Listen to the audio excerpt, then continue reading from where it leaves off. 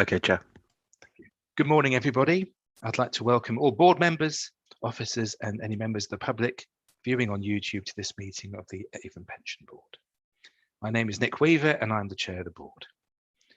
I'd like to now call out the names of other members and ask them to confirm that they're present. Helen, good morning. Helen Ball, hello. Morning. Morning, nice to see you. Steve, good morning too. Good morning, Chair. Thank you. I understand we have apologies from Mark King. Is that correct? David, good morning. It's very nice to see you. I saw you flash up earlier. Mr. Yoris. You may be on mute, but it's very nice that you're here. Good morning, David. I saw David just now. Yeah, David, I think you may be on mute, but I can see you there, so it's very nice that you're here, and I understand we've had apologies from Tony Whitlock too. So we've had a few changes to the board, so if I may just run through them with you and welcome a couple of new people also, please. So Pete Sloman has now retired from his role at Western College, and consequently he stood down as his role as employer rep. So Stuart Anstead has been appointed as an employer rep, and he's taking up his place starting on the 1st of December. So it's in a couple of days' time. Stuart works for North Somerset Council, where he's head of support services. So I'm not sure, Stuart, if you managed to join yet. Maybe not yet. But the other new person joining us, I'm delighted to say, is Alison Wyatt. And Alison has been appointed a member rep. And Alison, it's very nice you're here. Morning. You're going to officially start with us on the 1st of April, replacing Mark King, but I'm going to shadow the meetings in the meantime to get some experience of what we try and do and how we work. And I'm sure you're more than welcome to ask any questions and make any comments you wish. Please do feel involved. Yeah. I'd appreciate it if people can please keep background noise to a minimum and only one person speak at a time and not speak over other people. And please mute your mics when not speaking and then unmute when invited to speak. If you'd like to speak, please use the chat facility by typing "May I speak?" and I'll try and keep an eye on things to make sure I spot you. And if not, then I'm sure I'll be prompted too, so that we can make sure you're all involved. If a member of the board needs to leave the meeting, then please let me know by using the chat facility. And when you subsequently return, please also let me know. Members should also please inform me if they lose connection, trials and tribulations of technology, and miss any part of the meeting, as this may result in them not being able to comment on any items or hear the topic in full. Should we need to take a vote, and we don't tend to, in order to expedite the vote, I'll assume a majority position. If you wish to abstain or vote against, please indicate this in the chat when moving to the vote. But certainly I'll be very keen we have a robust discussion before to resolve these things, talk them through before we get to that kind of situation. So if there are any questions from anybody, if not, then we'll get underway. So the next item on the agenda is apologies for absence and substitutions. I think we've gone through those. So I guess the next question is, are there any declarations of interest? I can't see anyone saying yes, so I'll take that as a no. So please comment if I've got that wrong, but certainly no declarations of interest. There's no urgent business as agreed by the chair, and nor are there any public or councillor statements. So now if we could please take a look at the minutes from our last meeting, which was on the 21st of September. They have been circulated, they're part of the pack. Can I please confirm that they're correct? If anyone knows of any errors, if they could maybe say, may I speak now, or anything. All good from the chair of the committee. Thank you, chair. Committee chair, fabulous. I think we're all good to go. Righty-ho. So first up then, Jeff, it's over to you. We're asking you for an update on the legislation. If you wouldn't mind, Alison, I'm going to use you as the excuse, but actually I need all the help I can get. If you wouldn't mind, Jeff, on some of these topics, also giving us the background, because I think sometimes what we tend to do is look at what's evolved since last time. But if you wouldn't mind giving us maybe the background to some of these topics, such as the cost cap, and maybe a brief background as to how it's come about and where we are, then before getting into the latest situation. But just before you get underway, Jeff, if we can just bear a moment, please. I think Stuart's just joined us, which is fab. I'll just say hi to Stuart.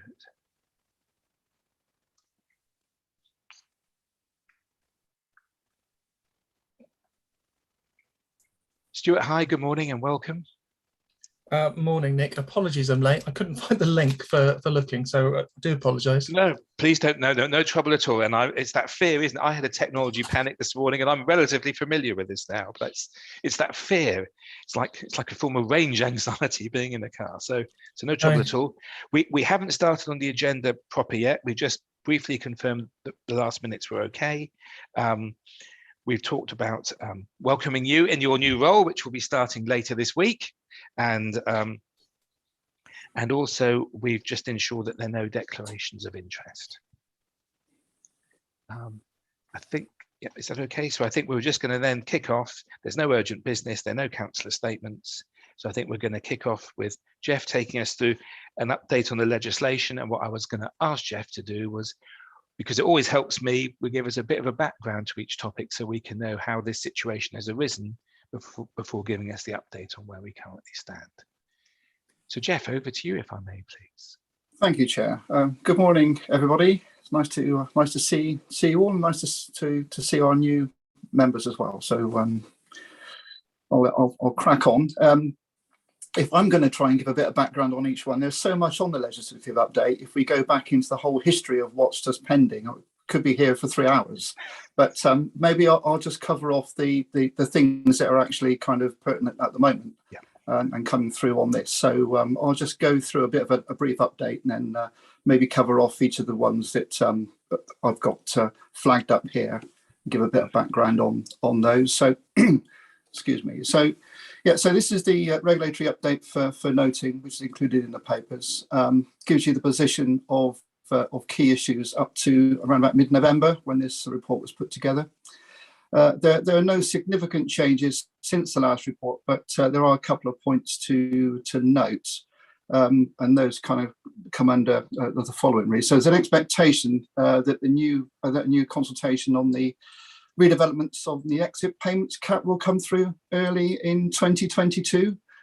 Each public sector scheme will consult separately, and that may sort of be quite interesting as that comes forward. So a little bit on the exit cap. So this is really around something that the government were looking at some time ago, where they were going to introduce the 95k cap. So where someone takes an early retirement situation, which could be driven by a redundancy exercise or an exercise where there may be a strain on the pension fund, where costs were in excess of 95,000. There was to be a kind of a clawback on the excess. This came into being actually became a regulatory operation from November last year, having been in the sort of sitting in abeyance for a number of years up to then, with the government threatening to bring it in. It suddenly came in November last year, was implemented virtually overnight. And then the government withdrew the regulations in sort of around about February time. So there was a lot of administrative work involved, and employers were kind of obviously having to be very aware of how that cost cap impacted them. For members, it did mean a potential reduction in their pension benefits to maybe pay off the excess. Anyhow, having had that removed, we were back to the status quo.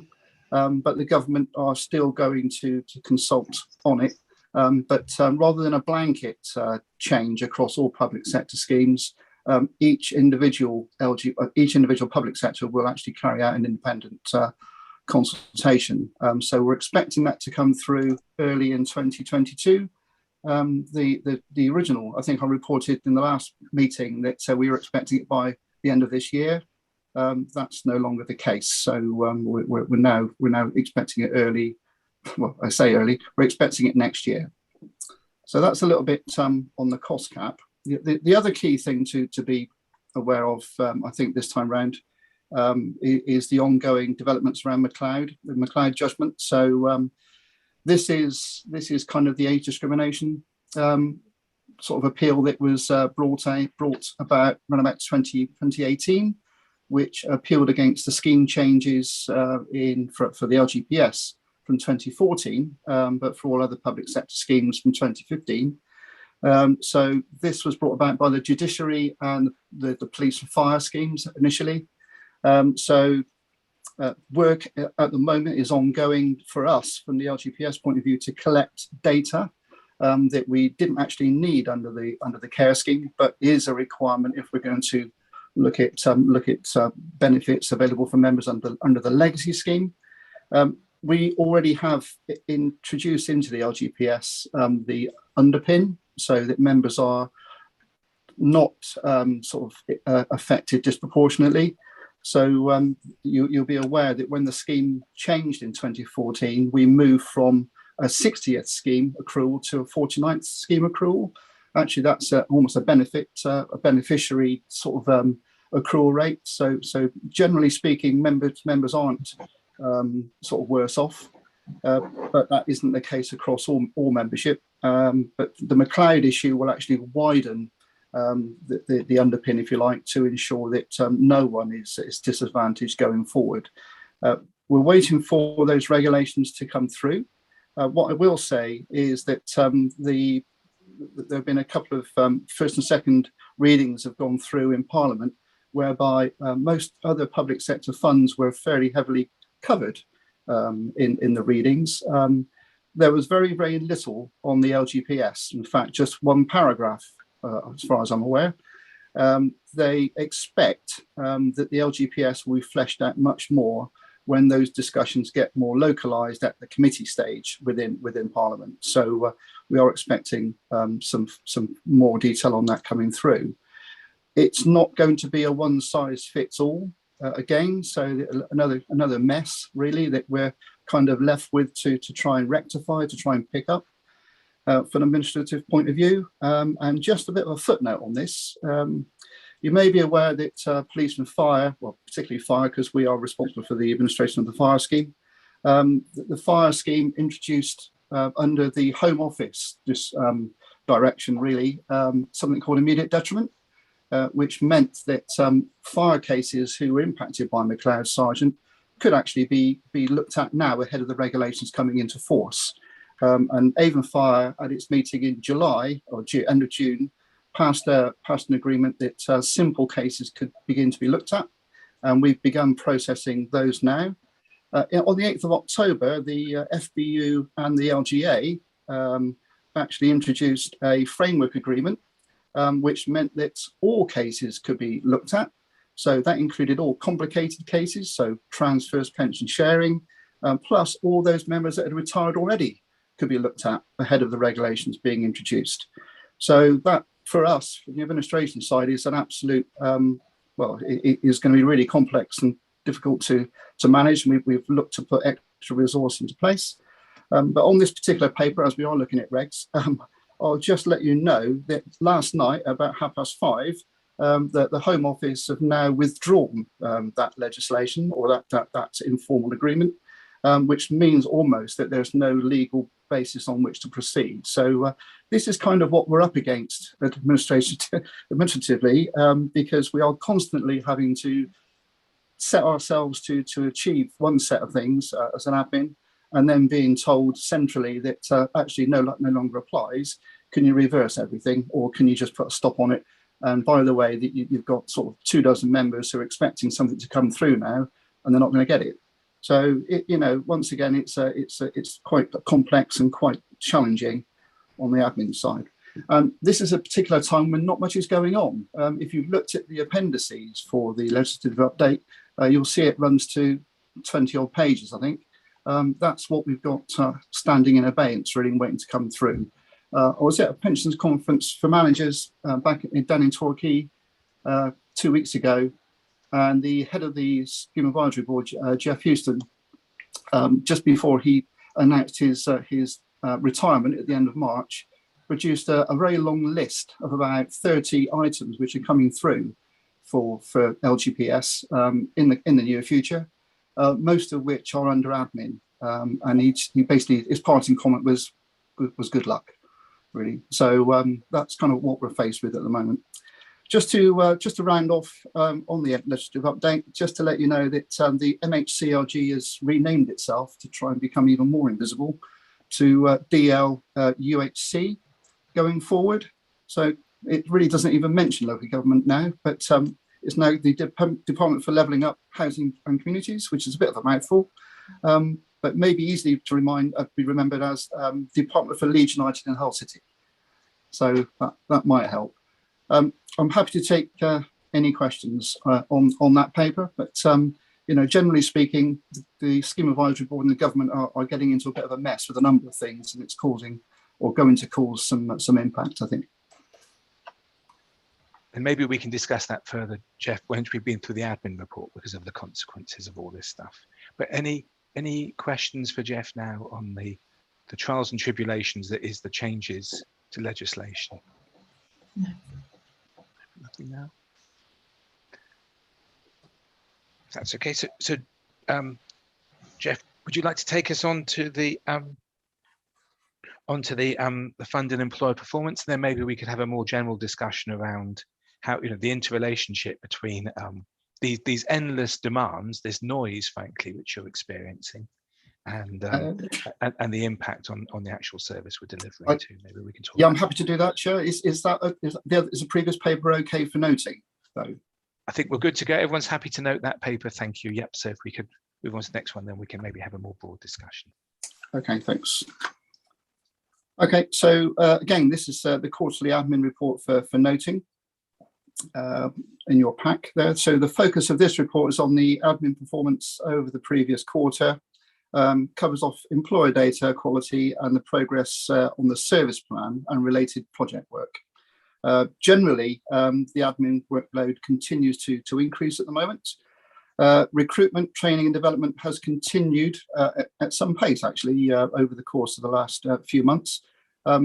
I'll just reflect generally that since March 2020, we've actually recruited 17 new members of staff onto the administration team.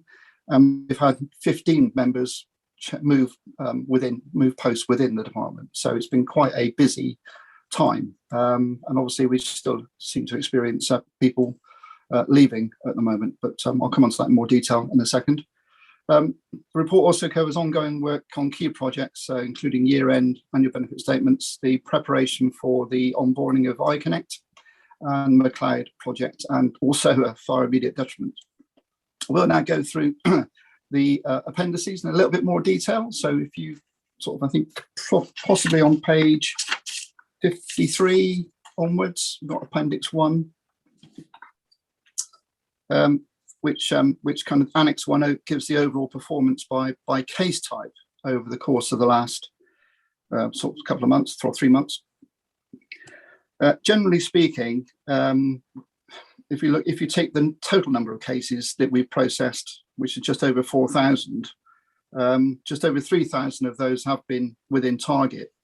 But generally speaking, we are kind of falling behind where we would like to be by sort of benchmarking sort of standards. Looking at Annex 3 on page 55, there has been an improvement in trend of our retirement payments and death grant payments over the course of the last quarter, but a number of other areas are still in the red at the moment. I don't expect necessarily things to improve too much more than that. I would see a gradual improvement, bearing in mind that this report or the data here is actually at the end of September, and since then we've introduced a project to try and clear some of the backlog that we've been faced with. But the sheer volume of work at the moment has been quite challenging, I think, for the member services team in particular. And you know, it's caused a number of kind of issues to kind of just really try and get on top and maintain a kind of maintained kind of delivery of everything, bearing in mind the regulator's request to ensure initially that we focused on the critical cases around retirements and death cases. So you know, I think with the turnover of staff and the number of cases coming through, we've seen a significant increase in workload over the course of the last 20 months, really, where our workload's actually gone up, our outstanding workload's gone up by 87% to what it was back in March 2020. So the backlog hopefully now will set some direction of travel in clearing that down, and has already made some good inroads on that, clearing about 40% almost in the first month. But yeah, so the sort of general situation with performance is that it's not quite where we want it to be. Again, this position was kind of, I think, explained at the last meeting, but we are trying to put things in place to kind of move that forward and deal with certain areas sort of separately. But we have seen an increase in work coming into the department. Again, I mentioned this in September, that we are looking to try and triage the amount of work that's coming in to deal with it at the sort of head it off at the pass, really, and try to begin to kind of reflect work back to members to enable that sort of self-serve option to come into play. So that's something that we've brought some people in to begin to work on that. But obviously at the moment they're still at the training development stage. So I would like to think that over the course of the next month or so, we can begin to sort of show some results, in as much as we can deal with some work rather than it sitting on the team for any length of time. So yeah, it's been quite a challenging sort of 20 months. Some of the other appendices, we normally show the data improvement plan, which kind of breaks down our error rates by type with our membership. What I thought would be quite useful this time would be to show generally the report that the actuary produces for us based on the data we supply to the actuary on an annual basis. This time round it was to undertake the interim valuation exercise, and obviously we'll be doing that again next year for the full valuation exercise. We do it on the years in between valuations to obviously understand where our data issues may sit as a kind of an overview. So the report that you have at Appendix 2, so I do apologise, it's not actually headed up Appendix 2, but it's the Mercer Report, kind of explains and shows how we've improved our data over the course of the last 4 to 5 years. In as much as we can see through the information that gets reported back to us where we can target specific employers, particularly where with smaller employers, it's important that we can kind of improve their data or explain to them how they can provide information to us to help them improve their data. And that overall actually has a positive, or has had a positive impact on employer liabilities. So we've seen a saving of 30 million on liabilities over the course of the last 4 years. So that's really how we've worked with employers to kind of manage some of those areas of sort of data issues, whereby the calculation by the actuary, when it looks at its individual employer reports, we've been able to work there to kind of get that sort of narrowed down much more. I don't know whether Claire, if you wanted to make any comment on the Mercer data report just briefly. Oh, no problem. Yeah, hi Jeff. I think you've summed it up quite well, but yeah, it's a slow progression, but I mean, I'm quite happy that we are making an indent with employers. It's just getting those employers to listen. So we can use this tool now. We can break it down per employer to show exactly what their data liability is, and the intention is to then sort of play that back now to employers. Like Jeff said, the smaller employers are the ones we can make the biggest impact, really, because a couple of data errors that can be cleaned up quite quickly can make quite a huge difference on their ongoing valuation for next year.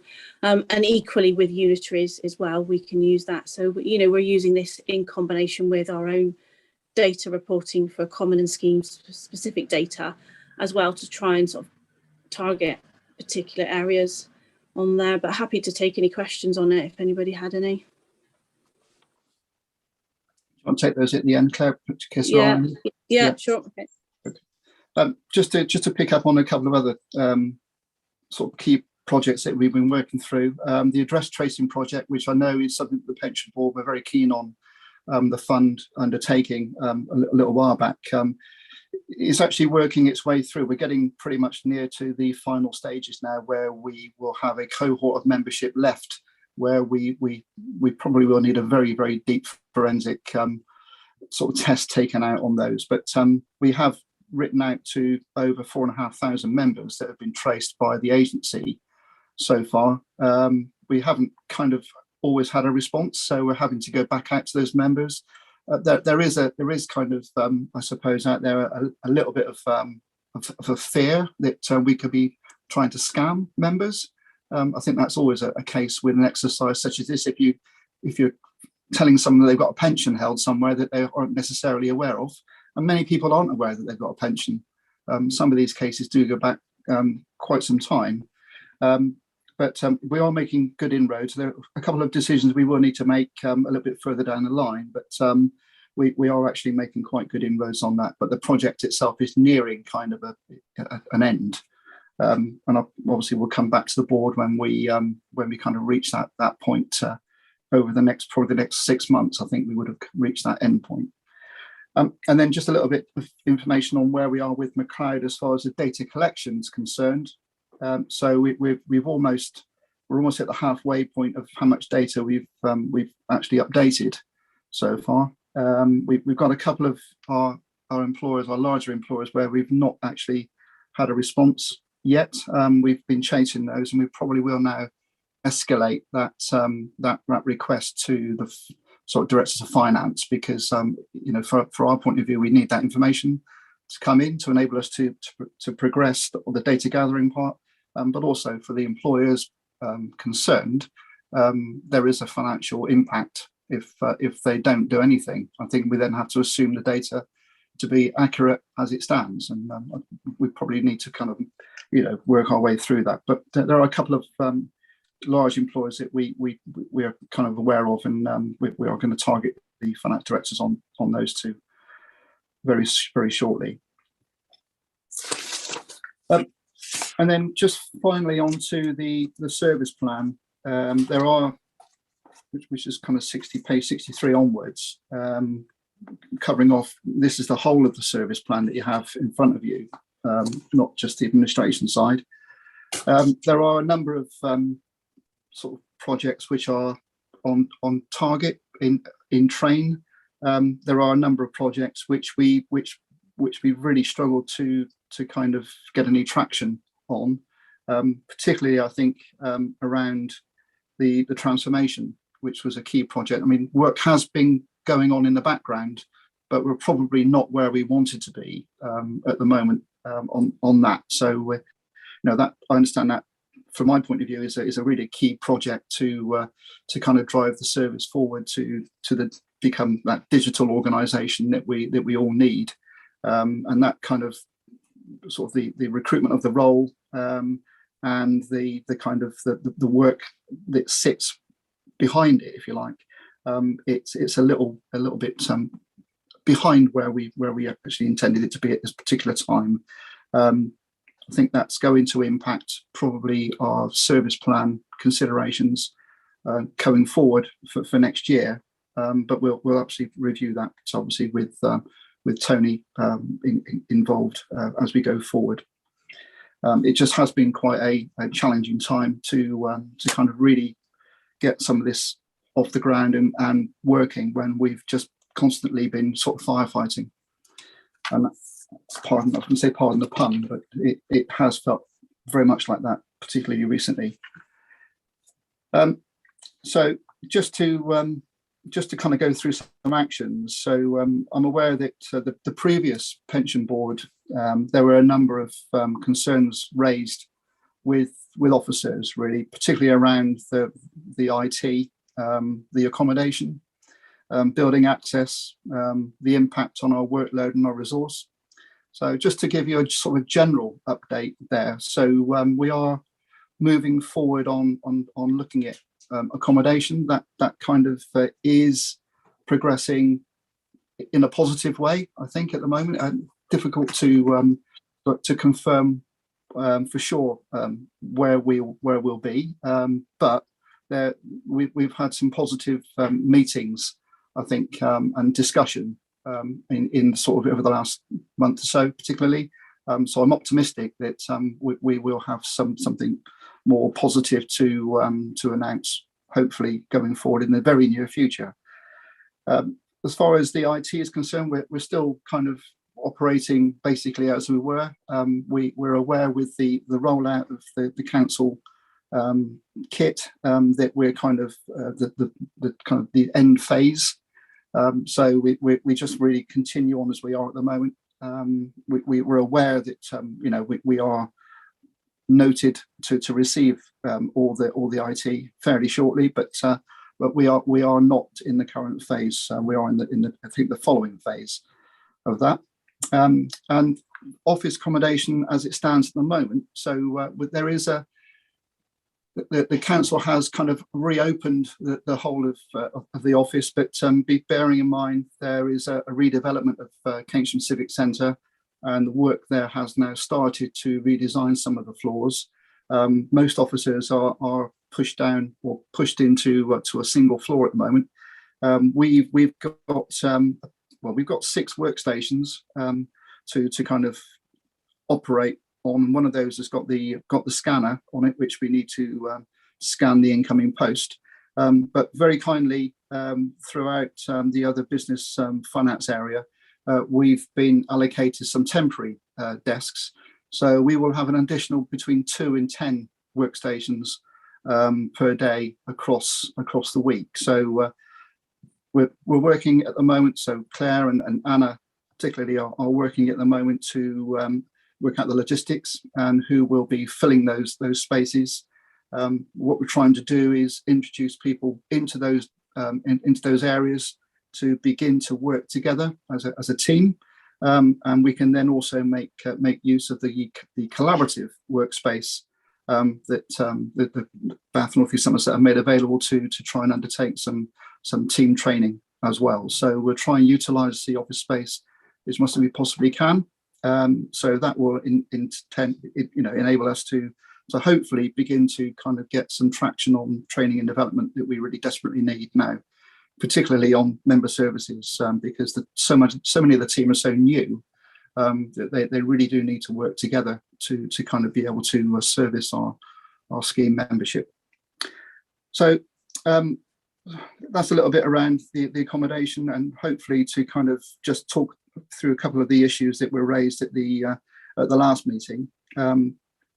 We're obviously looking now at a backlog project to kind of clear that identified backlog that we had at the end of, or at the early part of October. So Anna and her team her team leaders are worked through the workload there and put a project together.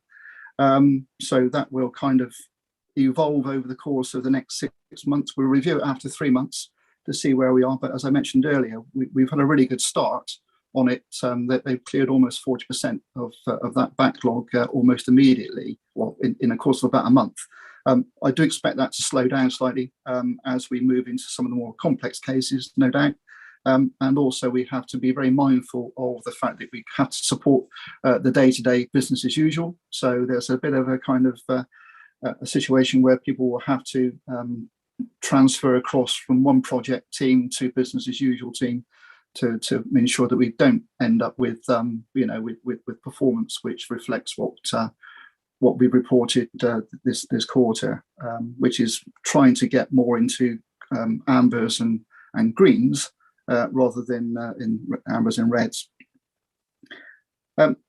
There's still ongoing work with Claire and her team around the iConnect the lever process, trying to kind of streamline that and getting that more automated.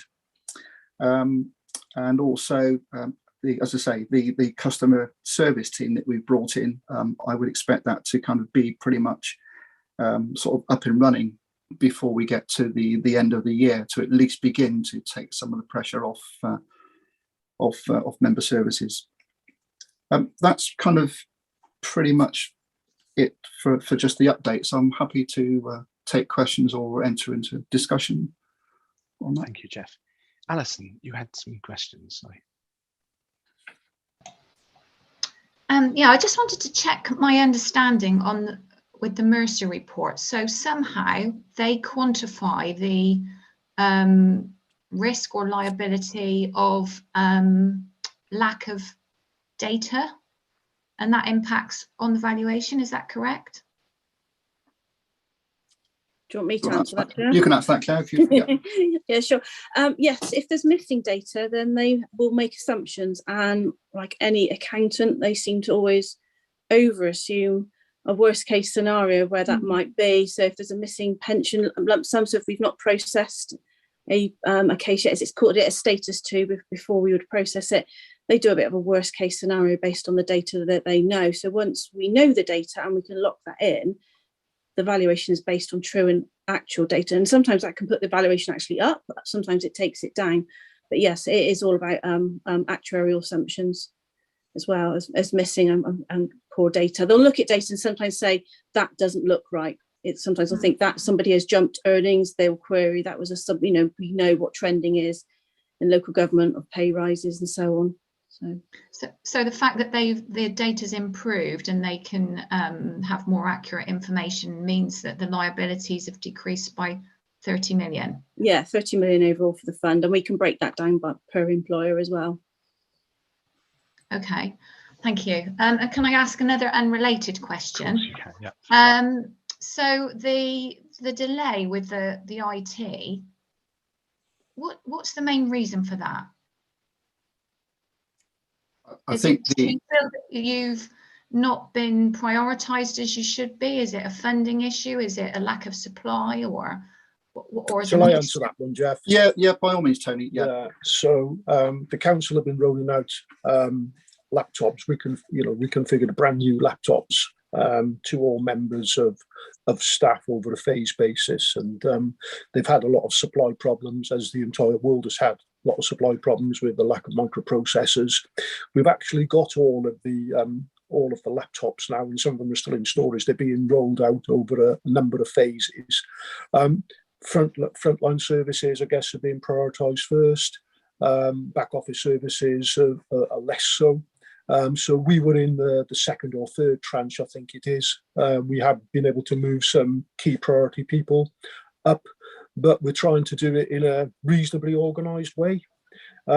Somebody's got to go first, somebody's got to go last, really. And I think we've just drawn the short straw, to be honest. We should all have our laptops, I think, by the end of February or March this year, next year. So it is only a matter of time, really. So we just have to try and make do as best we can. But a lot of it has been down to supply shortages. That's why there's been such delays. Okay, thank you. Any other questions for Jeff or Tony? And then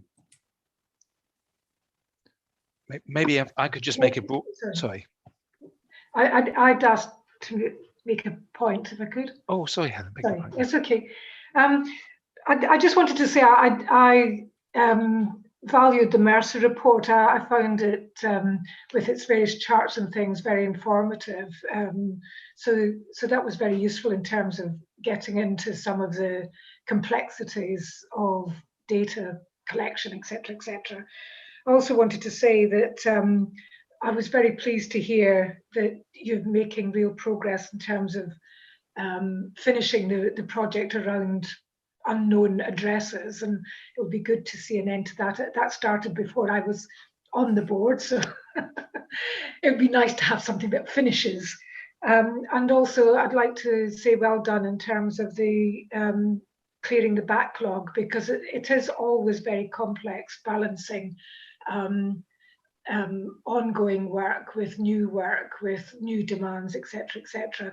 So I think to achieve 40% reduction, I appreciate that it's early. You've done the easiest ones first, but even so, I think that's very well done. Okay, so not a question, just comments. Thanks, Helen. Thank you. Stuart, sorry, you have a question. Yes, thank you, Nick. So my question, so recognising, very similar to Helen actually, recognising the progression we've made in terms of additional recruitment and the sort of technology elements you've got around iConnect, etc., and self-service. I just wondered if there are any other technology sort of automations that have been considered. So I'm thinking along the lines of perhaps digital post type solution, so people aren't tied to a physical office, or even some sort of basic robotics type processing, which would could potentially help post self-service to speed up some of the perhaps the simpler transactions that you might receive, and clearly links into the customer service development that you've got ongoing. Yeah, no, that's a very good point, Stuart. So we are at the moment just beginning to undertake a bit of a gap analysis of where we can really try and make some inroads into maximising the automation or use of automated processes. So we hope that that will kind of give us a bit of an idea of where we have got some serious gaps and where we can kind of make some improvements. We already, particularly because of the COVID pandemic, we have introduced a certain amount of automation through post. So we are not necessarily relying on our employers or our members necessarily to communicate through that medium. We're also using a number of areas where we can kind of verify someone's existence through an automated process, rather than having to sort of have necessarily a site of a certificate to prove that. So we are making some kind of inroads, but it's a little bit piecemeal at the moment. It needs to be more joined up. So there's a fair bit of work to do, but to actually try and have that end-to-end automation, and it will improve the member experience. It will also actually make our sort of operational side of things much more fluid and fluent, I think. But it's we're not quite there yet, and we've kind of found that the software providers have really had to sort of sit up and take note, particularly over the last sort of 2 years, to actually get to a position where probably a lot of the private sector already is. Jeff, building on Stuart's point. Perfect, thanks, Jeff. Sorry, Jeff. Sorry, Beg your pardon. Building on your point, Stuart. So the Avon Fund uses a system made by a firm called Hayward's, and that is the system of record, as I understand it, Jeff, isn't it? Pretty everything is on there, all our member records, all our payments, and so on and so forth. I know now Hayward's are under a couple of things have happened at Hayward's, haven't they? One is there's more competition in this marketplace, and secondly, I know they've been recently bought by BlackRock, and I know they're heavily pushing their digital strategy and wanting to work more closely and effectively with their customers. So I'm just wondering if there's been the opportunity to talk with the new Hayward's, their new approach, to actually see if we are able to get the best out of their system and be part of their developments to achieve, the best digital strategy with their tool, because we're so heavily reliant on this. What is a very good tool, but just are we getting the best out of it? And I think they've also, have they developed some things such as bulk processing, kind of robotics ideas, which may or may not work from your face, but actually I wonder if they're worth working with Hayward's and exploring to make sure we're getting the best out of it, best we can out of their system. Yeah, so I mean, I can just I don't know if Tony wants to come in, but we had a meeting with the chief exec about a month ago now, so that was quite useful.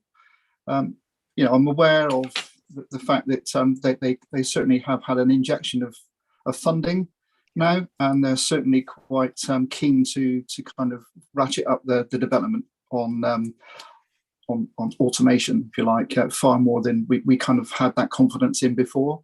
Yeah. We know that they're discontinuing one of the key products, which is the employer services side of things, but they are at the same time going to grow and develop the kind of iConnect and the employer services around the iConnect product. And I know that they've one of the products they've released to Claire now to test out. on the employer side, which we will be doing sort of fairly shortly.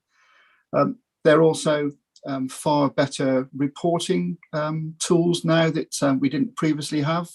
So we'll be looking at those and going to have a bit of a demo on their insights tool quite soon. And I spoke to their our kind of rep yesterday, and we're looking to have that demo in the course of the next couple of weeks, with a view to kind of helping us understand what's on our dashboard, because at the moment we've got no real visibility other than Anna or Claire having to run numerous reports that don't necessarily give you all the information. You have to then join them all up. But the tool that they've developed now actually will give you a complete dashboard of where you are with your workload, individual officer performance, kind of everything really, which is what we've been looking for again for some time, to give us a real understanding of our own internal workload and where we can then refocus some of our attention going forward. So yeah, some of their developments are really coming through now. But I think, as you said, Nick, that they are the major player at the moment, but they are becoming under increasing pressure from competitors. One major competitor, obviously, in the marketplace now for business, and that's something obviously we need to consider ourselves when we go through a process. And then I think my only other comment, but I don't want to dominate things. I think my only thing was a more broader observation, and that is, it seems there is this perfect storm. There's this perfect storm of COVID certainly hasn't helped.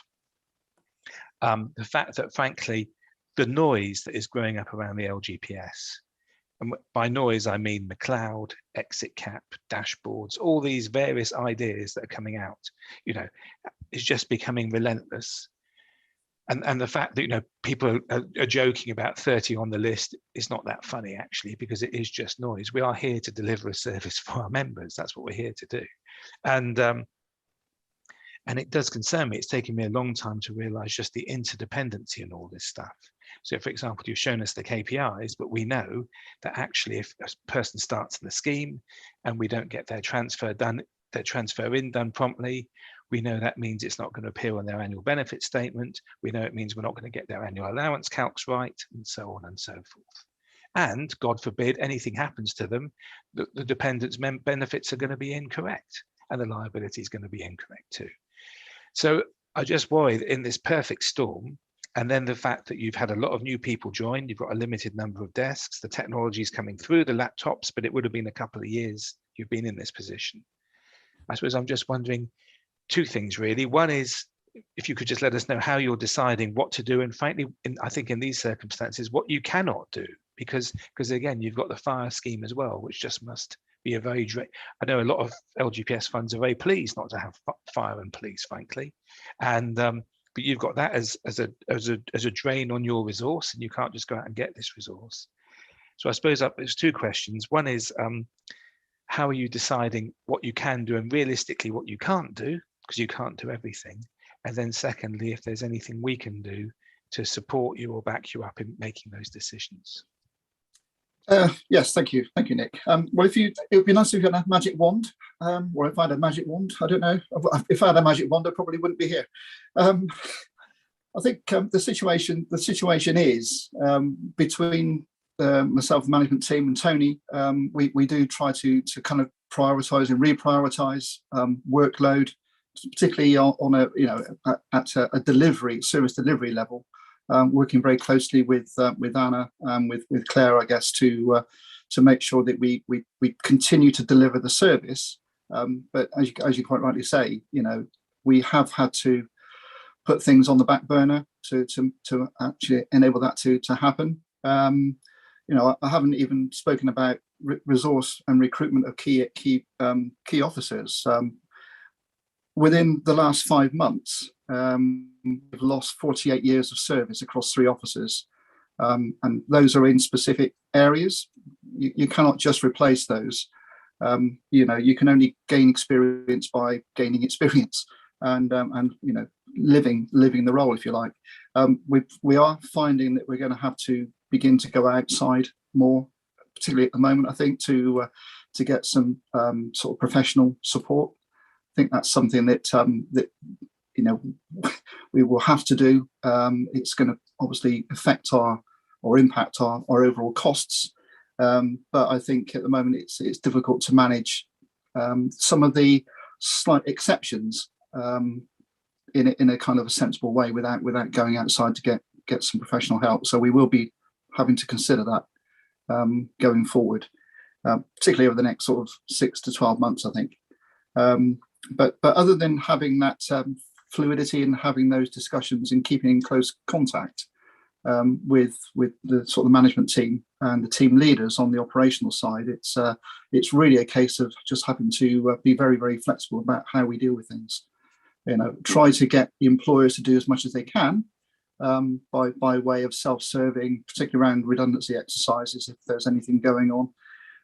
But when it comes to the actual workload, it's just a case of just trying to shuffle things around on a constant basis at the moment. And so when you say, explain you need to go outside, would that be to the professional firms, to the actuarial firms and things for support? Is that what you were thinking? Yeah, potentially consultancy support around that, because I know that we've got a number of bodies out there that can offer that professional support across a various range of activities or sort of areas. And quite ironically, I mean, I did notice one particular area of support advertising quite heavily in the Bristol area for experienced pensions administrators. Yep. So you almost could end up getting support in to replace the officers that you've lost locally.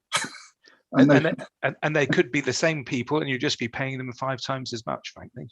Yeah, that's the situation. That's the kind of magnitude we're talking about, isn't it? These resources are not cheap. No. And I suppose, but what is your view in terms of, I know some funds would say, we'd much rather spend the money and have the capacity developing internally and rewarding people and building people internally than having what some may see as a dependency on an outside organisation for certain things.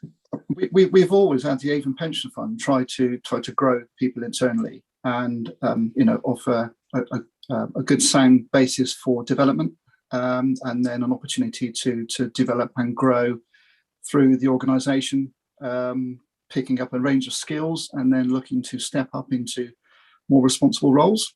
Unfortunately, at the moment, that seems to kind of come to a bit of a dead end, because we're beginning to lose people who you might regard as part of your key succession planning.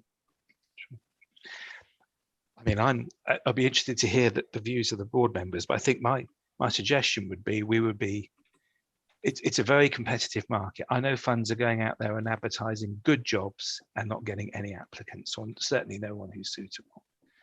So I'm just wondering if the only true future is to grow from within, but other people may have a different view.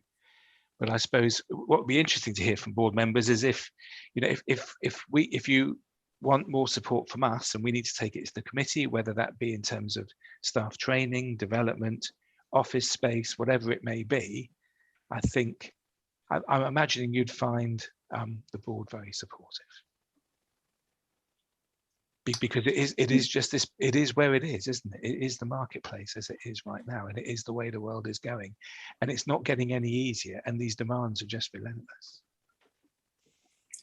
But that's me rattling on, so I'd appreciate the views of board members who are proper people. David, would you like to comment?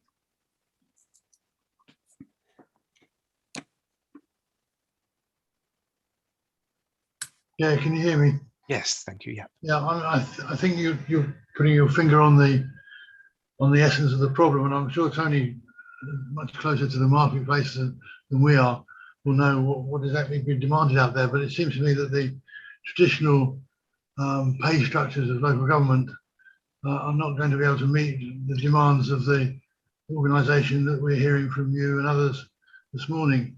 I'm not sure what the right answer is, but I think it's got to be a more diverse answer than has been there previously, whether that's result of whether one can make pledges to people who are going to stay for a long time. But the number of years that you lost in 3 people, as was being told about 5 minutes ago, is it's almost impossible to replace, isn't it? but it seems to me that the more flexible structures that you've got, the better able we might be to build the kind of expertise in-house that you're talking about. Thank you, David. That's very helpful. Thank you. Anyone else like to make a comment? Tony, Can beg I, your pardon. Sorry. Yes, Tony. Yeah, can I just come in on this? Because I think, you know, since March 2020, I think we've been trying to keep the show on the road, you know, literally. And having expected us to come out of this situation probably in the summer, you know, this year, and to get into a bit more of a normality, that hasn't happened, you know. So we're probably into next year before even the new normal sort of settles in, and probably won't be till towards the second half of next year when that happens. You know, in terms of the sort of resourcing issues, I mean, we've churned about 32 posts in pensions in the administration, you know, about 15 or 16 new people coming in, about 17 people sort of taking up new posts. It takes about 2 years to train up a pensions officer, you know, to a good degree of competency, you know, and that's under normal circumstances. So we're not even halfway through, you know, that process yet of getting up to speed. So our workload pressures are going to continue for some time. There's no doubt about that. You know, the demands of both employers and of the various government agencies, including the regulator, which keep on making ludicrous decisions about the regulations, which they keep having to unpick, just causing us endless problems, really. You know, Jeff's quite right. You know, we do review our service plan on an ongoing basis. And if you notice on Appendix 3, there's a raft of things which are ongoing. So, you know, we're still keeping things going.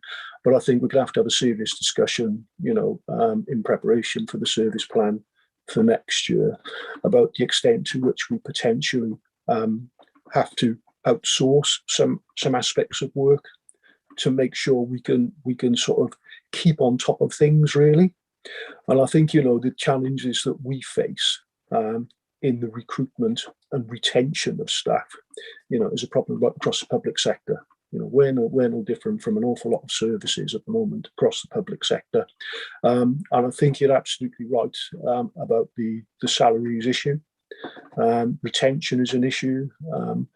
The Scheme Advisory Board had a chance to look at that when they looked at good governance and sort of avoided it in reality. You know, so we are caught within the local government confines of the salary framework.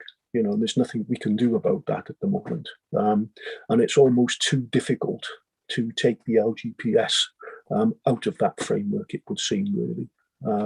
You know, you can't remove the LGPS from the admin authorities. It's you know, without legal intervention, really. So I think that's difficult. So we will need to look at ways in which we can retain staff going forward as well, you know, within that framework, you know, and I think that's going to be quite challenging, really.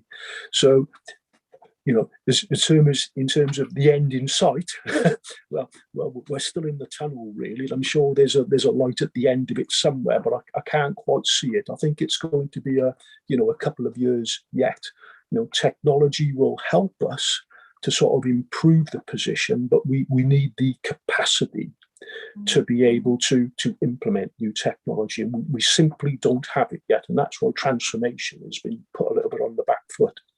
You know, so yeah, it's a challenging time, and you know, we just I think need to be a little bit patient with this, and you know, even outsourcing work to third parties is quite challenging because they have the same resource issues as well. You know, so there isn't an easy answer to this, and Jeff would tell you about you know, about colleagues in the LGPS as well, who are all facing exactly the same issue, Chair, as you've mentioned, really. You know, so we're not unique. This is a common issue across the LGPS. I think someone kindly sent me the slides from the Torquay, the Managers Conference, and I think, and Jeff can put me right, but I think, in fact, one thing I recall was someone said, "What does the perfect fund look like?" And I think at the centre of the discussion was backlogs issue. You know, actually just having this stuff to work on all the time, which only excuse me, which only comes back and bites you, doesn't it, as it's there.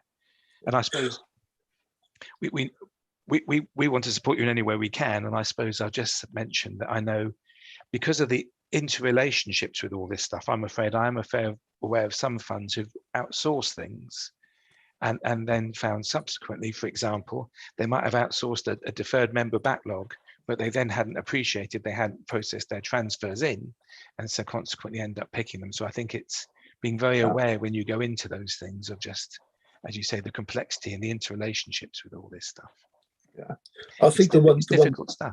Yeah, I think the one positive thing, Chair, is, you know, we have a great awareness of all the challenges that we face. Yeah. You know, and we do an awful lot of work to maintain that visibility of issues.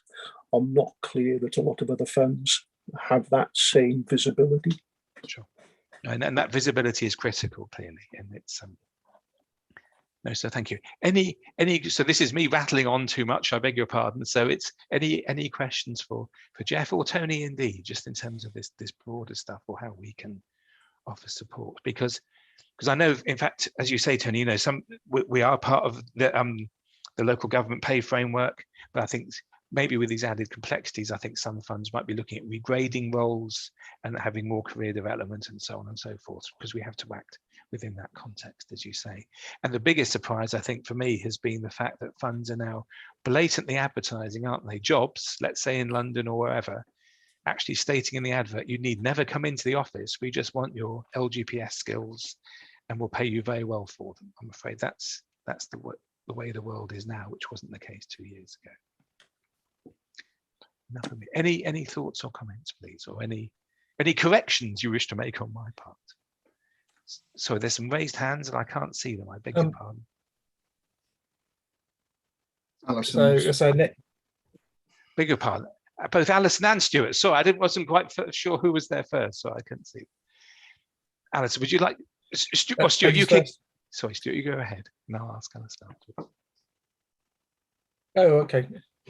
So Tony sort of answered my question, I think, actually, but it was in regard to the opportunities around outsourcing, and apologies, I don't necessarily understand your world that well currently, but is there an opportunity to have an outsourcing arrangement where you have a long-term relationship with an outsourcer where they can take on your additional capacity to try and smooth out? And I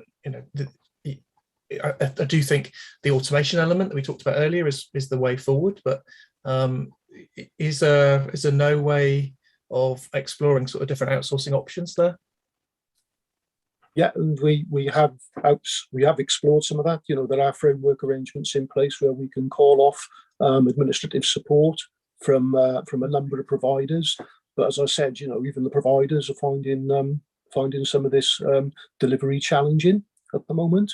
So we continue to do that. We've actually used a number of providers to do some bits of work for us, and we're continuing to look for those kind of discrete areas which are sort of task and finish, which to avoid the kind of issues that we have of having to rework anything. You know, if circumstances change, exactly what Helen was talking about. You know, so yeah, we are doing that. I think the question is do we need to take a broader view of what the scope of that should be, you know, given our set of circumstances, and look at a bigger package perhaps, you know, and I think that's the discussion that we need to have over the next couple of months internally. Thank you. Alison, sorry, you had a question. Or you may be on mute. Yeah, I mean, I've looked at the job description of some of the jobs that you've been advertising, and I think you're asking quite a lot for the money that you're paying. I have to say, I've got quite a bit of experience of grading and setting salaries for posts, but I totally understand that you are restricted by because you've got to be in line with all the BANES, you know, grading structure. I do understand that, so I can see the difficulty. But the other thing I wondered about was what sort of recruitment processes you use. I mean, how do you advertise posts? I've seen them on the BANES website, but you know, where else do they get advertised? Right. So, sorry, Alison, I'll answer that if I can. So we do use the LGA to advertise more widely across the local authority platform. So that goes out across all authorities within England and Wales. We also use professional publications, Jobs Go Public, sort of, and often the kind of the press, although the press probably is a little bit hit and miss, really. So we do try and publicize across a fairly wide sort of platform. But you know, the recruitment recently has one key post that we recruited. We had no, and that went across a wide range of platforms. We had no applicants whatsoever. For, you know, obviously we don't know why, but presumably it could have been around the complexity of the role that we were advertised for, or the fact that you know, people thought there were opportunities elsewhere. But have you ever tried using an agency? I mean, it's probably not something that you would normally do, but well, we can do. Sorry, yeah. No, you carry on. You've used that. I was just going to say that, you know, for key posts, you know, although it's not something that you'd expect a bunch of schools to do, probably, we found that was really the only way forward. So I think we have used that in the past, but not regularly. I think probably what we probably find that we do get more interest if we offer to advertise when we have a number of posts across a range of services. It tends to kind of stand out a little bit more. I remember back in 2012, this was 9 years ago now, but we recruited very successfully then across a range of posts, and you know, thankfully that actually turned out to be really well, and very well supported, and those people have been really, you know, have come along massively, and they've been a great sort of benefit to the department. But you know, we have a situation now where we have a number of key posts that we are looking to try and group together again to kind of send out to advert in the next few weeks. But I think you're right. I think it's something we perhaps should explore, an agency approach. The council obviously has got its own agency framework in place, which we do use from time to time to get sort of temporary people in as well. I think Pat, one of the challenges though is that, you know, LGPS is a bit of a niche area, really. So you know, you're sort of struggling to get anybody with any real experience, really. So you're back to that sort of that long-term training issue to bring people on board. So after I think for quite a number of years now, we tried to avoid bringing in temps and tried to sort of move towards just full-time staff all the time, permanent staff, to try and make sure we've got the buy-in from people who really want to work with us, because we don't want to spend an awful lot of time training people who then just wander off after their temporary contract's over. We're also looking at overstaffing as well, because we've got, you know, significant amount of churn to try and manage all the time. We've gone out for apprentices as well in the past, and we've recruited through the apprenticing process, and that hasn't always proved successful for us either, for the same kind of reasons. You know, so we've tried lots of things, I think, really, but I think ultimately, you know, it boils down to the sort of reward mechanisms which keep people in the LGPS and keep people in local government in some of these key roles. And you know, that is something which we've got no control over, unfortunately. I think one deep frustration for me, which has been going on for several years, and I've mentioned it a few times, the LGA, is the fact that actually when you think there must be at least a couple of thousand people working in LGPS admin across the country, and actually there is no proper training framework, development, qualification, recognition, or whatever, which could then relate to actually grading and a proper reflection on pay. You know, you can't do a degree in pensions administration focused on the LGPS. And actually some people may want to do that. Other people may want to do more practical things. But then consequently, it's still seen as a role alongside some of the other traditional back office functions. I don't want to be disparaging about accounts payable or accounts receivable. They're tough jobs too, but you know, but that's the danger, isn't it? It's just seen as back office transactional, whereas actually because of the lack of training and framework, the only way you do pick up all these weird anomalies, and that's what the LGPS is full of, is by learning it on the job and having a couple of years experience to know whether it's pre this or post that or goodness knows what else in terms of how the rules work. Anyway, so it's not meant to be giving you a hard time, Jeff. It's meant to be supportive, and anything we can do to support you in your future plans. But I think it is just this perfect storm, isn't it? With so many, and I know the younger generation are much better than me that's starting new roles online. I couldn't cope. I still wish we were in person. But it is, how do you onboard, get all these new 15 people if you've got limited capacity for training spaces and things? How do you get them all up to speed to help them get that learning and expertise so they can be productive for you? Yes, thank you, Chair. Yeah, it does feel as though we're on a bit of a juggernaut at the moment, going downhill without any breaks. But I'm sure we'll get to the bottom of the hill and start going up the other side at some point. And things will improve. But I think we're just at the moment, there's just so much going on across a number of areas. It's juggling balls and spinning plates. Well, I'm sure the other board members feel the same way too, but I greatly appreciate you being so open and honest with us about it and helping us understand it. Because as Tony said, having that visibility and that awareness is the key thing. That's half the battle, isn't it? And then I hope we can support you in winning the rest of it. On to something a bit more cheerful, maybe. So we'll note that kindly, and then on to something a bit more Brunel, please, Tony. If you're happy to talk us through what's going on with the pool, that would be great, please. Yeah, so well, there's not a great deal to report really this month, Chair. Brunel are obviously working back in the office now since the relaxations from the year. They've had a number of staff work in the offices. They've still got a number of staff who work in a blended way as well. So that's working quite well.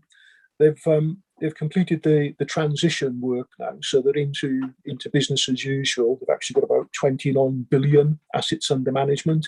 It's probably around about 80% of the 10 pension funds assets. The remaining assets then being legacy funds, which will run off and be rolled into the Brunel portfolios as they run off as well. Probably the bigger news has been the launch of the Ftse Russell Elgin Paris aligned fund, and just for a bit of background, I mean, effectively this Paris aligned fund includes those companies who have got active plans in place to effectively decarbonise their companies by the 2050 deadline or sooner. And these companies are actively managed on their progress as well. So you could see some movement within this as well. So by default, a lot of the sort of high carbon emitters are effectively not contained within this fund. So it really is a sort of low carbon sort of target fund, really. And Avon Pension Fund, along with a number of other pension fund, have moved substantial amount of money into this fund. So most of our low carbon passive fund will be moved into this fund, if not already done, fairly shortly. So that decision was taken by the committee. And you kind of expect these kind of portfolios to develop further, more of these funds to be coming out, particularly with COP26 as well. And there's, we wait to see with interest what actually transpires on the ground from COP26. Again, there's lots of agreement and lots of promises on what needs to be done. Proof of the pudding is always in what actually needs to be done. And so we're waiting to see what government intentions are around some of these issues and how that might affect investment. Certainly, the drive is for greater investment in renewables, and sort of green energy. And Brunel are well placed to deliver that. And, Avon Pension Fund certainly invests substantial sums in those areas already. And the only other thing to note really is that we've had ongoing discussions within Brunel about reporting. And you imagine that 10 funds all have very different reporting requirements across there, and some require more detail than others. So Brunel have bitten the bullet really, and they bought themselves a new system which they're implementing now, which hopefully should meet more of the client's requirements than currently, really. So those are the key bits. I guess the only other thing to note is performance has been pretty strong across Brunel. And if you may remember, when we produced the original business case for Brunel, we kind of thought that we might break even in terms of the initial setup costs and the operating costs of Brunel by about 22, 23. It's kind of looking now that will be 21, 22. Yeah, so Brunel really is achieving its objectives really in terms of cost savings and benefits coming through. So it's all in a good place at the moment. Great, thank you. Happy to take any questions. Any questions indeed, Tony?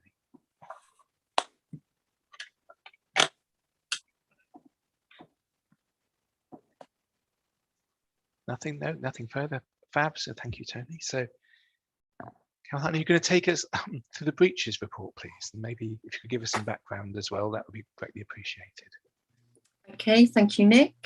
Well, the purpose of this report is to update the Pension Board on the fund's regulatory and data breaches recorded over the past year. A summary of breaches can be found in Appendix 1. During this period, there were no material breaches to report to the pension regulator. And although all data breaches were reported to the Baines Data Protection Officer, there were none that reached the threshold for reporting to the ICO. Happy to take any questions on the report.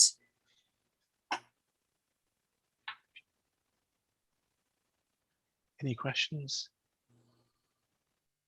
None of them concern me, to be honest. They're much more day-to-day stuff. It's great you're doing the address tracing, isn't it, to sort out those 5-year refunds. That'll be a good thing to get done. Absolutely, yeah. No, so that's all great. So thank you very much indeed. No questions. Righty-ho. Stuart, beg your pardon, your hand, there we go. Oh, and you may be on mute, sorry. Sorry, not completely clear on the meeting etiquette in terms of raising hands or adding something to chat. No, I think you just need to prod me whatever way you can. I'm afraid I'm trying to watch the chat, and that's fine. I can do an oit. That's not a problem. So just one question on the 5-year refund breaches seems particularly high. Is there a particular reason for that? Is that? And apologies, because I don't really understand what that means, but is there a reason behind that? I mean, really, it's a regulatory issue. Under the LGPS regulations, we have to issue any refunds within 5 years of somebody leaving the scheme. And in reality, that is really dependent on us being able to find the person and for them to sort of make that decision. So we have a process in place where we try to trace members and obviously try to make sure that the refund is done within the required time. But it is an issue, and it's not an issue that's peculiar just to our fund. It's an issue throughout the LGPS, and it is something that was being taken forward by the ministry to actually change the regulations. And I don't think that's happened so far. Jeff, I don't know whether you've got any update on that. It was mentioned at the conference, actually. Jeff Houston did mention it, yeah. So it's something that they are actively considering, but it keeps getting pushed back because there are other items of more importance that keep coming through. So we've only had this 5-year ceiling in place since 2014. Before then, it wasn't an issue. But as Caroline said, members don't have to make a decision straight away on whether they want to have a refund. They've got 5 years to make that decision. So, these cases are really where we're just not getting responses from members because we're asking them to respond with a decision, or we can't trace them because they've moved. So, we are aware of those numbers. We're kind of recording them, but we are expecting at some point a change in the regulations to say it won't actually be a breach going forward. Right. So it feels like quite an unfair indicator, actually. Then. Yeah, but I'm afraid it's typical LGPS. I think the thing that gets me is I think I saw some LGA minutes where it said there's now no reason not to do it, which isn't much of an endorsement. You're allowed to repay them, and it won't be deemed an unauthorized payment, but it may be deemed a breach. I think it's all silly technical stuff. But actually, what is the long and short of it, Jeff? The long and short of it is someone joined one of our fund employers for probably several months. They probably paid in total a couple of £100 of employee contributions. Are they the kind of figures we're talking about? Even less than that. I mean, we've got some amounts. Well, they range from virtually nothing to a few £100s. And it's their money. They haven't been in long enough to get an LGPS benefit, so we need to give them their money back. And guess what? They joined an employer for several months. They left. They've probably moved address once or twice since. They've possibly moved address once or twice, which is why when we've sent them stuff, it's been returned, and that's why you're paying a tracing agency to track them down so we can contact them and go, would you like your £50 or £60 or whatever it might be back? Is that kind of the nub of it? Yeah. In a kind of a nutshell. I think you summarised that quite well. Slightly crude, sorry, but I think that's the nature of it. So it is frustrating. But I think my bigger frustration with it has been the fact that no one can tell you can just get on with it. You're having to again ride your way through these kind of funny regulations. Which is it a breach? If you do it, it's all silliness. Whereas actually, these people paid in some money. They're owed their money back. We need to just get on with it and get it done.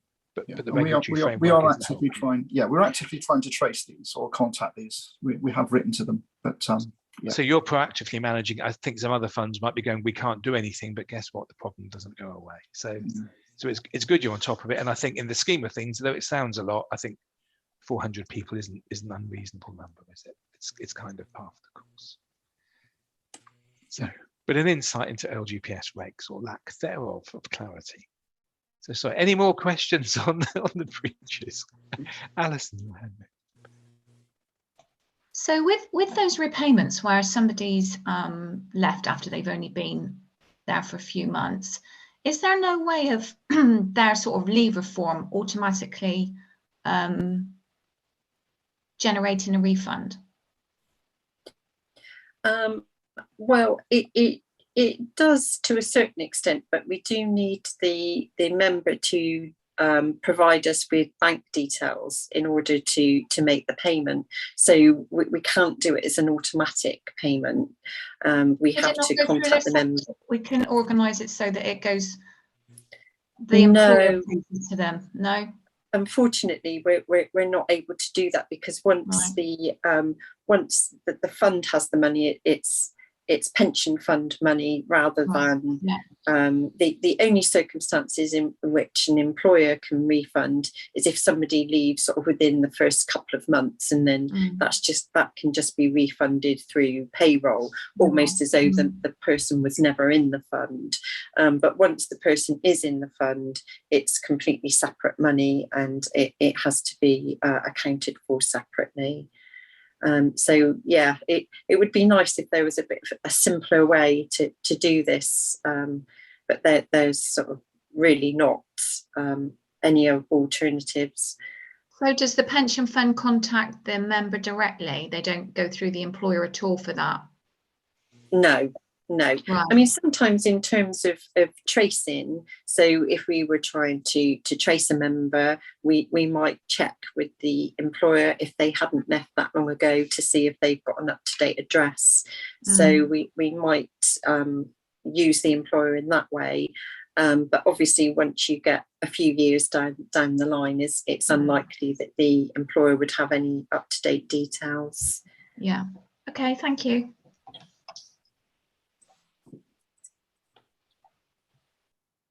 If there's nothing more on there,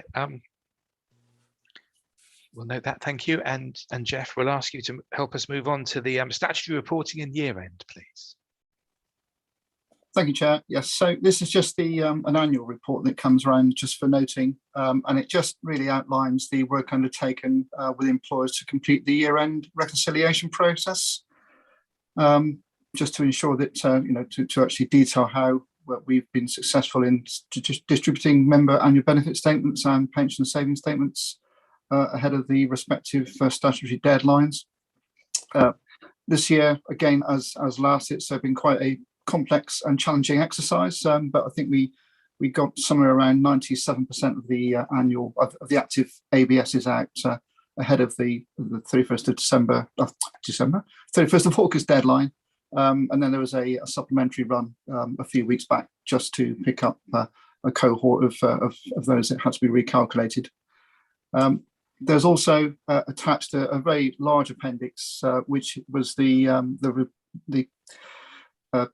TPR annual scheme return, which includes a list of all the active scheme employers that we are required by the TPR to submit on an annual basis. That also includes the governance arrangements around the fund as well. So happy to take any questions on it, but really it's for information.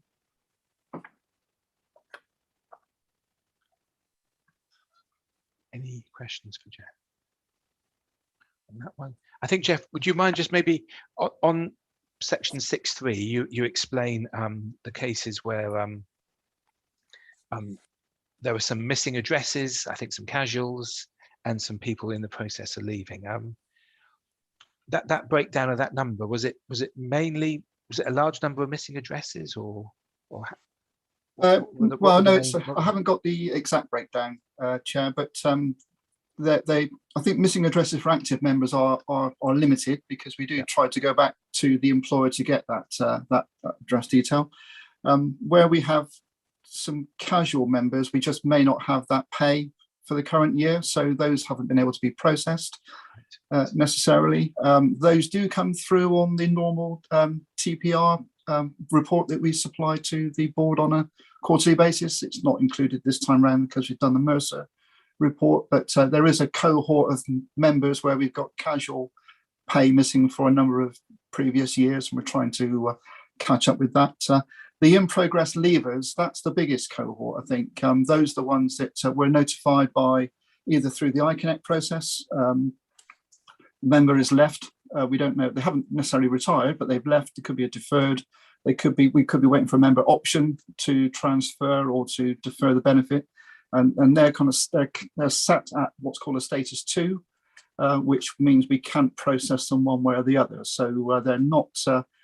We can't put the leaver details through at the moment, because we're waiting for that final confirmation from the member as to what type of benefit they want to have. But those are the three main contributors to those numbers that were reduced out of the final tally of numbers for the ABS this year. So well, thank you. Stuart, I think you may have a question. Oh, it's I think you might maybe on mute. Yeah, sorry, beg your pardon.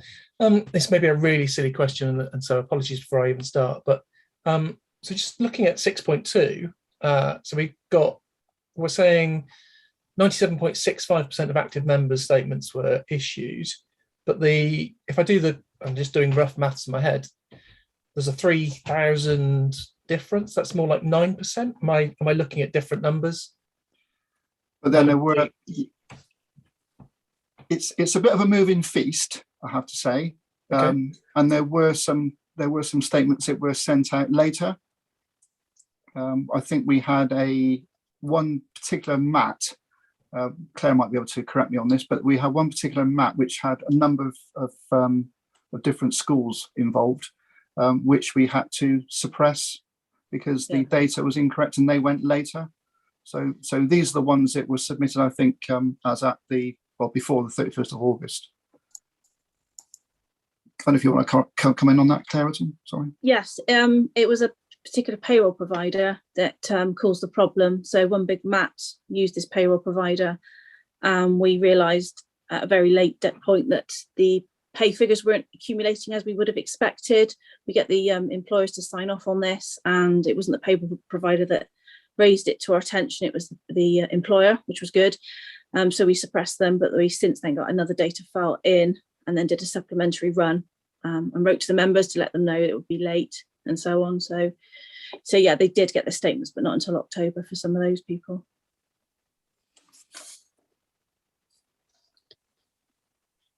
Thank you. Any more questions around? Yeah. Nope. Okie doke. So we'll note that, if we may, please.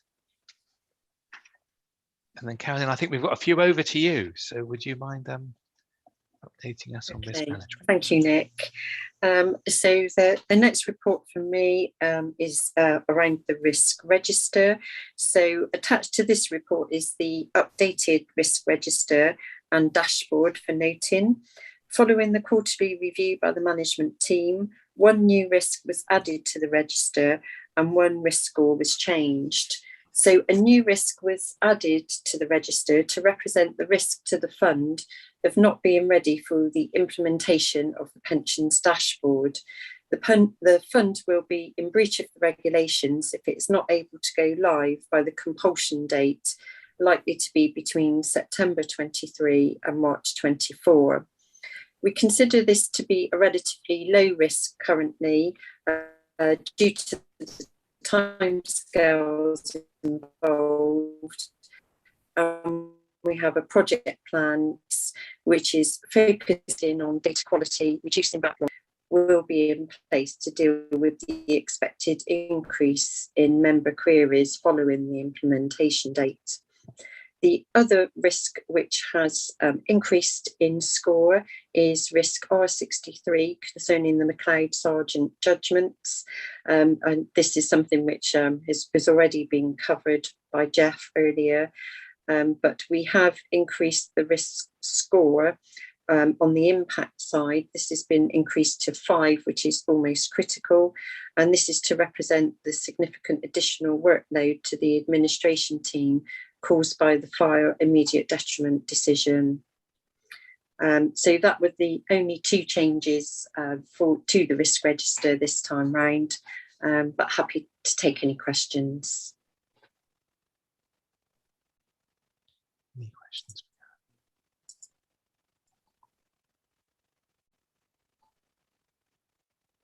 I think maybe 2 observations from me. One is, this is the danger, isn't it? Because the fire is a demanding scheme. So it's, even though it may be standalone and separate, it obviously has an impact on your resourcing. Absolutely. And then secondly, it would be completely improper of me to remind people that we all went through combined pension forecasting, didn't we? Maybe 15 years ago, where all this data from the government was going to come together and people would know their benefits. And what came with that? So let's see what happens with the dashboard, but I'm sure you're doing everything you can. The software suppliers are having to work with it. So I'm sure I would be much less concerned about that risk because it's something every fund faces. But the consequences, as you say, of once that data is loaded and people querying it, you know, yeah, in theory, it should make it easier for people, but it will raise lots of queries. Yeah, definitely. Any thoughts or comments, please?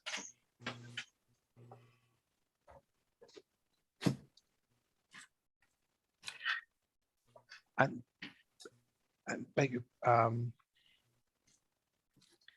I think we may have, so I think we've covered that one, and then we're going to move to a presentation now. Is that right? If we've covered that paper, Karen, is it best to move? Yeah. Jason, might you be giving us a presentation? Is that right? Yes, Chair. Yes. So sorry, I'll just double check. So everyone's clear on, well, okay on the risk register, and then we'll move to that if we may. We'll move to your presentation. So all good to go. Thank you. Thank you. If I just share my screen, hopefully everyone should be able to see that soon. Yep. Okay. Just to introduce myself, and those people that don't know me, my name's Jason Morrell. I'm the Communications Manager at the Avon Pension Fund. So really just a quick outline of what we've been doing over the last 6 months. In particular, a lot of it's focused obviously on the climate emergency comms we've been doing with the investment team, Nathan and Mark, and obviously Liz. So just to give you a sort of a timeline really of what we've been doing over the last 18 months really, going back to spring 2020. We've been basically including in every newsletter and letter we send out comms around the climate emergency in particular. And that's in total now obviously almost reached 300,000 items being sent out to active deferred and pension members. This is supported by a website, a web page we've created on the members website, the climate emergency web page, and that's obviously allowed us to put a lot of information on there in terms of all our announcements, our press releases, all our reports we produce, like the Responsible Investments Report. And obviously, we've also been quite active by sending out press releases. This was one that's quite successful.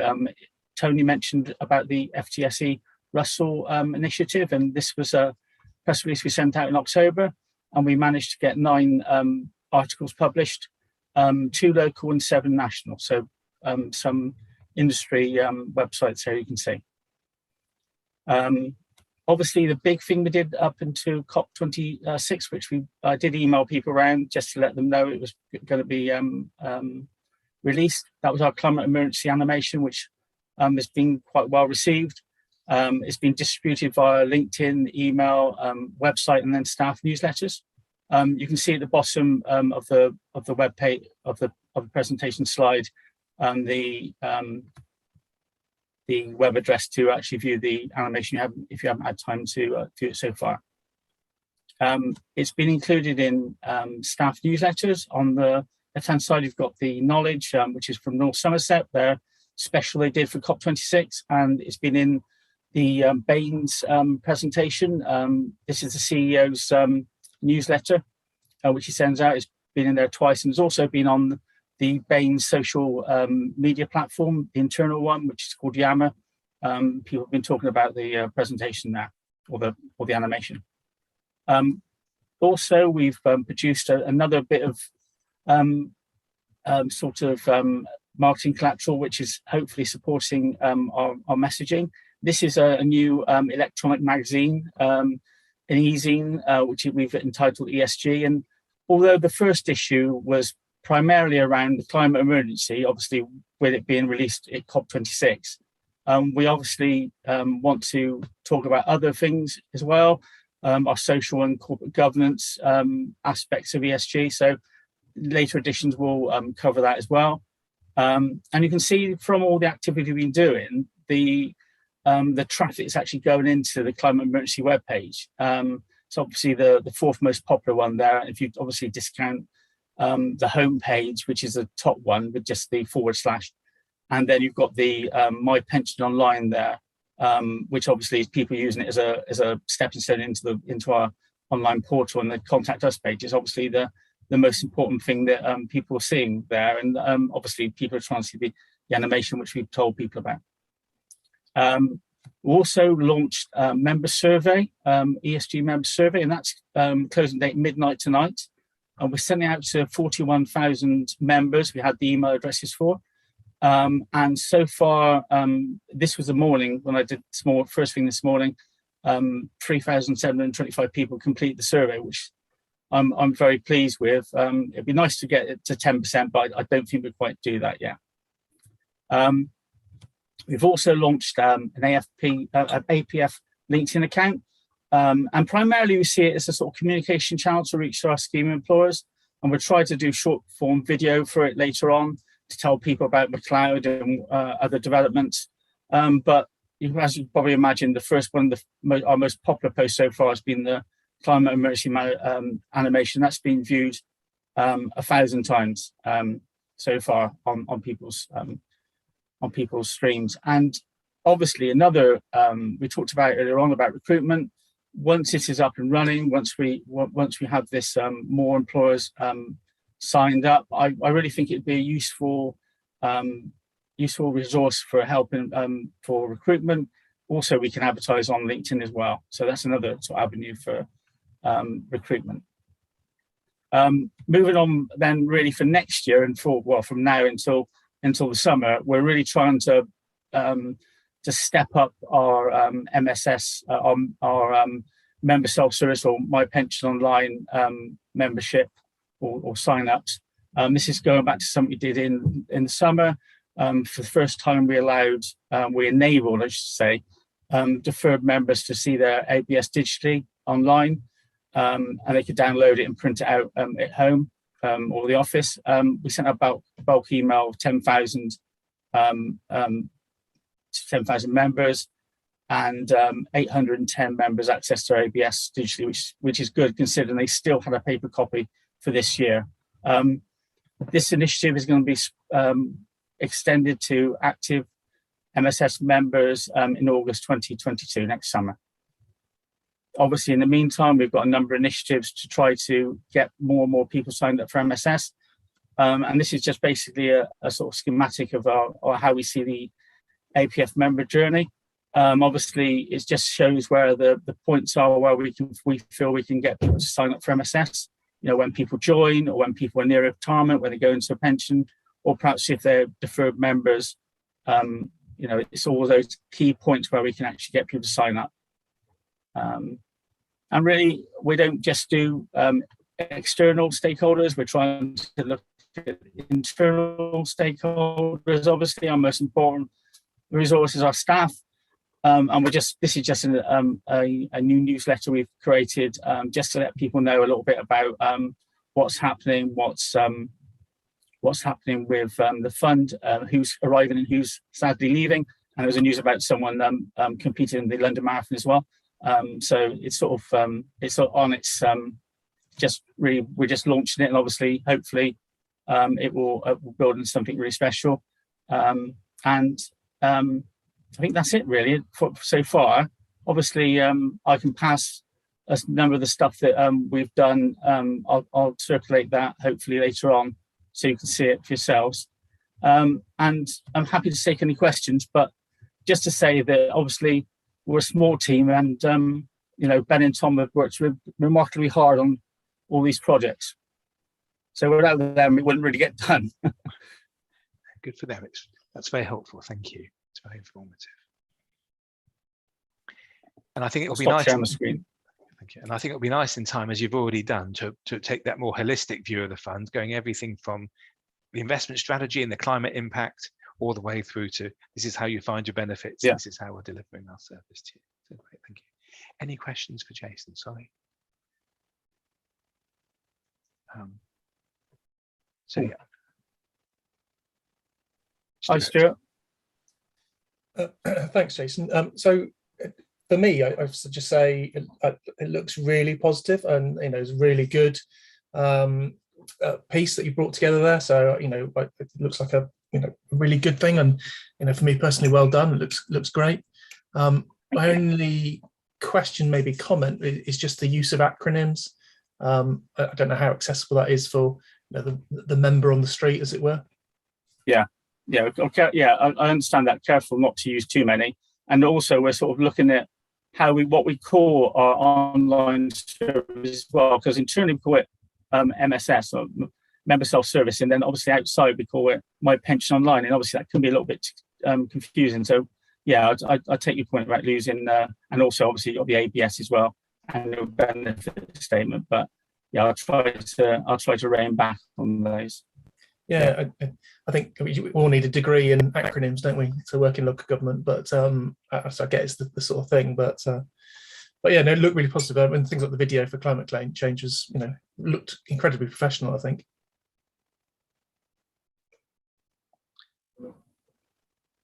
Thank you.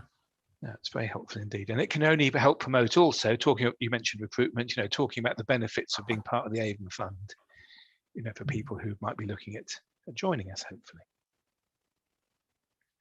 Thank you very much indeed, Jason. Thank you. Thank you. Nothing further, Jason. We'll hopefully see you in the near future, and you can let us know how things are progressing too. That's great. Thank you. Right. Caroline, is it over to you for the our work plan and training, please? It is, yes. Thank you, Nick. So as well as the usual work plan and training plan, which are attached for noting, so that we also, sorry, apologies. The report also contains a couple of other changes for agreement and noting. So firstly, I want to cover the use by the fund of the use of Modern Gov. So this report sets out some upcoming changes to how future reports will be accessed using the Modern Gov app. It is intended that some of the more routine monitoring reports, such as performance charts, will be available on the Modern Gov library and will not form part of the meeting pack in the future. This is currently being discussed with the Pension Committee, and more details will cover once it will be provided once the committee has approved this. In order to access the Modern Gov library, all members will require private access to Modern Gov. So this is a little bit different to how you might access papers at the moment, where you use the Baines public website and the public version of Modern Gov to access any papers. There is also another access, which is what we call a private access, and that would allow you to see sort of more, particularly for the Pensions Committee, to see exempt papers, but also to have access to the library. So our communications team, led by Jason, who you've all just met, will be in contact with all members from January 22 onwards to set up the relevant access and provide any support or training required with the app. Secondly, the fund has signed up to the Hymans Robertson's LGPS Online Learning Academy.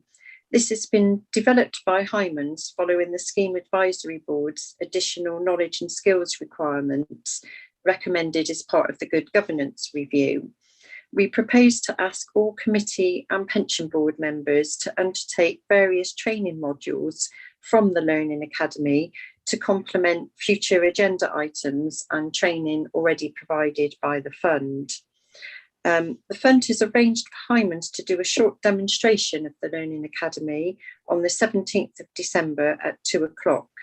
This session should take approximately 30 minutes, and hopefully everybody should have received an invite already. If anyone is unable to attend, the session will be recorded and we can distribute that to everybody afterwards. I would ask all members to note the changes note the changes regarding the use of Modern Gov, and also we are asking everybody to agree to the proposal to complete the modules of the Learning Academy over 2022. Happy to take any questions. If I could just kick off, Hymans are very good at producing this stuff, aren't they? So actually it will be, I would just say it will be really good. I'm afraid, if I'm completely honest, the regulators toolkit I found gruesome at times. It's hard work to work through that, but actually it's essential and we need to do it, and I get that. But actually the Hymans material, I would imagine, will be excellent. Yeah, I mean, I have actually already gone through a few of the modules myself. It's very different to the pension regulators toolkit, which is all where it's sort of very dry, isn't it? Because you're going through, reading lots of material and then sort of taking tests as you go along in quite a formal way. The Hymans training modules are actual presentations, so they've got physical people presenting slides on a particular subject. So, very much as Jason just did, going through the communication stuff. So it's much more in that style. But afterwards, you are able to access more reading material to back up what has been discussed, and then at the end they call it a quiz rather than a test, to make it seem sort of not quite as formal, and it's just a multiple choice test, and you can go through it, and if you don't pass you can go through it and do it again, or have a little look at more of the reading material. So it's done in a very sort of constructive way, where I would say you don't really feel like you're in a test situation. It's very much like you've just turned up to a workshop and you're just listening to somebody present on a subject. But it really covers the whole, all aspects of the pension fund, right from sort of a basic introduction, administration, governance, actuarial, and investments. So really covering the whole spectrum of the fund. So I think it would be very useful. And the way that we're intending to use it is that we won't particularly ask people just to go through and do the whole lot. But when we're going to be discussing a certain subject at a meeting, we can then ask you to access the portal and, perhaps, I don't know, coming up to the valuation, you might say, right, go and have a look at the actuarial modules to support the next meeting. So it will be done very much in that way. So we hope it won't be too onerous for everybody. And maybe just for those who are new, so Hyman's are one of the 4 actuarial firms, I think, who serve the LGPS. I think they may be the largest.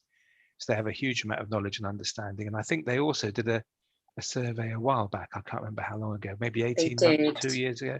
And actually, their questions were very perceptive and really required you to see it holistically, didn't they, in terms of how it worked? So I'm hoping that will be really, really good. So I don't know how quite to overbill these things, but that should be excellent, I think, for all of us, I hope people enjoy that. Any questions on that? But in addition, we still need to do the regulator training, and I shouldn't call it gruesome, although it is. It needs to be done. So that's important too. So I don't have any comments on that. And then can I just check, Carolyn, just maybe on the other topic? I mean, of course, now all the board papers are completely public, so we don't have that challenge the committee have where they go in and out of exemption. So will our general, because it works really well, I think now, our general mega pack on the website, that'll still be there, so the members of the public can see it, and that's what we'll be working to. But this tool will give us access to the library of documents, and it may give us access to additional exempt information which we wouldn't normally otherwise see as part of the local pension board. I mean, what it will actually be is certain reports. So, for example, possibly the administration report, you might not see all of those performance charts within the meeting pack. But they would be available to view on the library instead. So it was, I mean, it's not quite as onerous for the pension board because the meeting packs tend to be smaller, but within the committee, the meeting packs can go to hundreds of pages of documents. So the aim really of the exercise is to reduce the volume of paperwork that goes to committee. And really, we've recognised that some reports are really monitoring reports that don't always need lots of discussion. So those can be in the library, but anything which needs to be picked up and discussed will obviously still be part of the meeting pack itself. Just to clarify this, I mean, the pensions committee, the pensions board, and the investments panel have a very different remit from other council committees in that, you know, you would have to do effective governance, which means monitoring on an ongoing basis on the pension service, whereas in council, you know, reports tend to be for decision only. So therefore, you get an awful lot of information which for noting and monitoring. And what we want to do is to remove the need to produce telephone directories every quarter for the various boards by putting an awful lot of the monitoring information online for you to still access and sort of review, and then still bring up you know, any issues that you want to, because we still have the discussion about those areas at the board and the committee, but actually, you know, the information is just simply supplied to you in a different way. Yeah, and if we do have to have, you know, any particular issues in the public session, then we will supply the information as part of the pack of reports to be discussed, so that the public are not sort of left out of the process. Really, sure. I think that was my concern, because we've got to be sensitive to not using information which hasn't been fully shared, I guess. Thank you. Thanks for clarifying that, Tony. Thank you. Any comments or questions regarding either of those topics? No. All good. Well, thank you. I think we've got nothing further. Is there anything anyone would like to mention which I've omitted, or any thoughts or concerns? But I think we're there. Just looking for hands and messages and images screening across, but I think I can see everything. So if there's nothing further, I'll just thank everyone for their participation, and for anyone who's been watching too for being involved, and formally close the meeting and look forward to seeing you all soon. I hope it's going to be physical soon, but we'll see how it goes.